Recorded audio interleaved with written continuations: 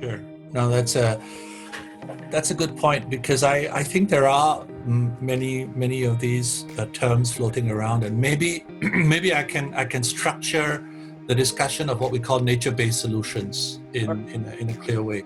So I would say that we see nature perhaps in one of four ways. Yeah. The first is the idea of nature as amenity, which means to say, what function what program does it have? Is it a park, or is it a promenade, or is it a waterfront experience? We see this, we use this. Most cities will have nature as amenity in the form of recreational or open spaces, which are used for leisure or social engagement. The second way in which we talk about nature is nature as artifact, which is to say the elements, the attributes, and the experience of nature that we seek. And this is to your point about biophilic design.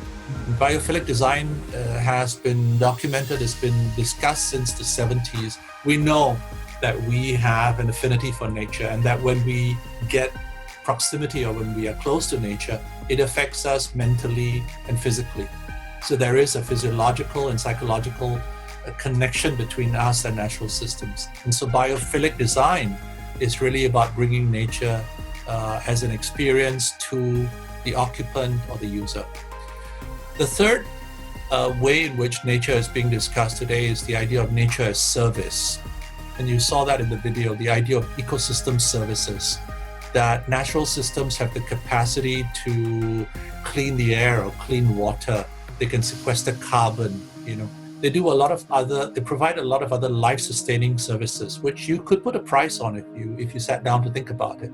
Because if you don't have that, then there are costs related to not having it, right? The fourth is the idea of nature as habitat, and this is about creating room for other species, of bringing nature back into the city. There's already nature in the city. There are all kinds of animals and birds that inhabit the city next to us. But if you look at a project like the one I just described, the Bishan Ang Mo Kio Park, it began to expand the room for nature for other species.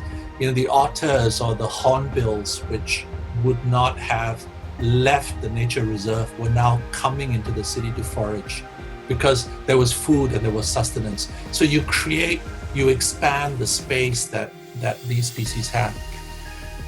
I think if you look back in time, the first two ideas about urban nature as amenity and nature as artifact, have been around for a long time.